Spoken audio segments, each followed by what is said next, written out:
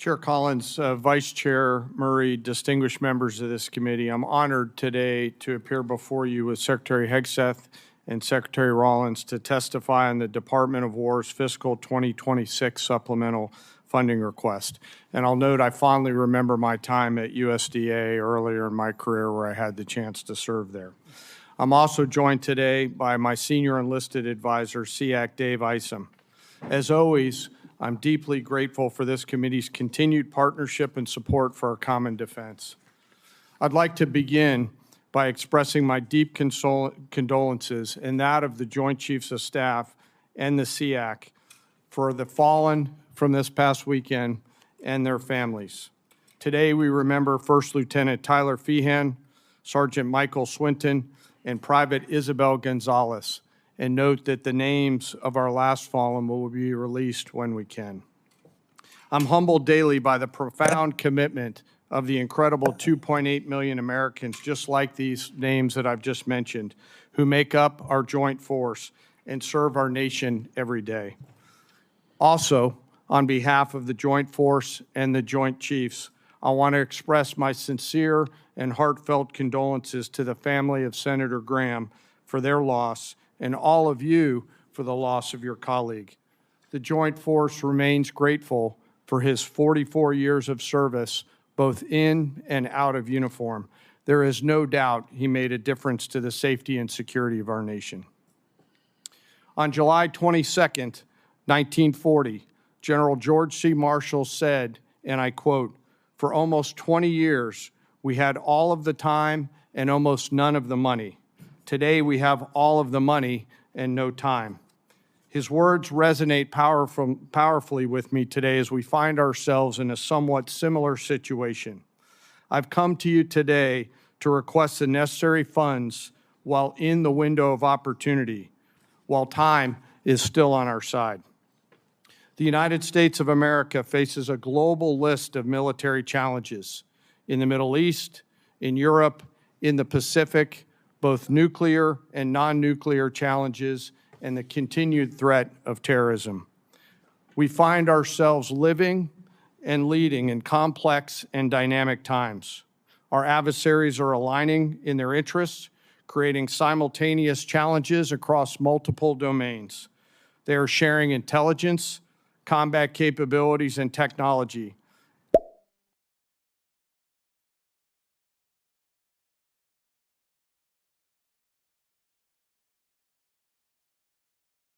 Technology that is accelerating the speed of war.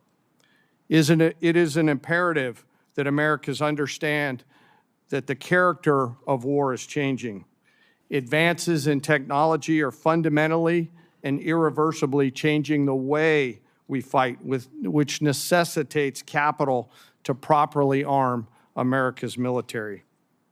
Rapid advancements in AI, autonomous systems, deliver critical technological advantages to our national defense and simultaneously introduce unprecedented strategic vulnerabilities and uncertainty across the world, to include right here at home.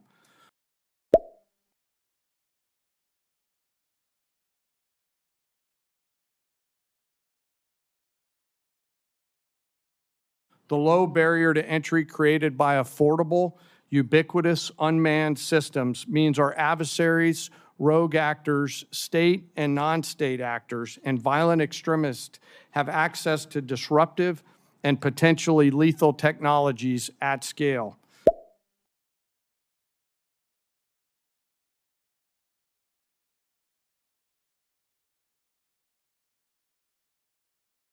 We've seen this in Ukraine, and we must adopt elements of this fight for our future fights.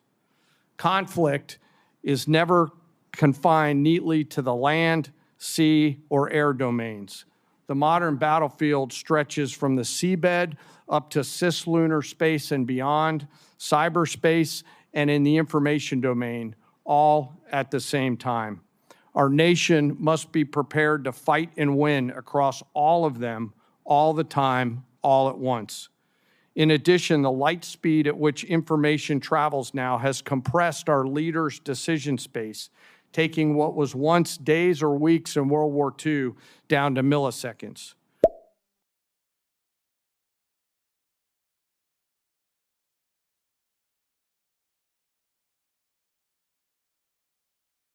Your joint force must be ready because the United States military is America's greatest insurance policy. And I acknowledge all of us find it difficult at times to pay for insurance before we need it. But we must have insurance before the storm comes. The Armed Forces of the United States of America serves as our nation's ultimate safeguard and our insurance policy to preserve, protect, and defend our national interests, security, and prosperity. To uphold this responsibility, we require predictable and consistent funding. This will allow us to partner effectively with our defense and national industrial bases, building on acquisition reforms that guarantee our warfighters receive capabilities at scale before they are required in conflict or combat. I'm struck by this season of American history we find ourselves in, and I continue to ask myself, if not now, then when? And if not us in this room and the rest of the Congress and the nation, then who? I acknowledge the environment we all serve in, but always remember that we are all Americans with deep and abiding love of our nation and our military service members and their families. I've come today to ask for your help and your support. America's armed forces need $1.5 trillion to meet the military challenges of the future.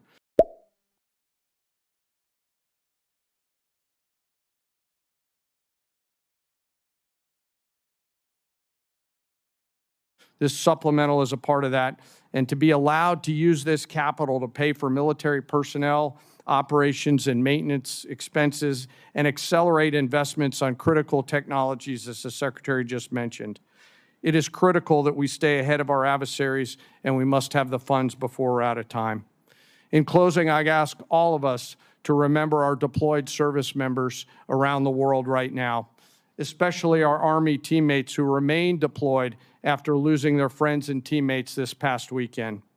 And I again ask all of us here in the Senate and across the American people to never forget our fallen and their families who continue to show us what courage, tenacity, grit, and commitment to the nation looks like. Thank you very much, and I look forward to your questions.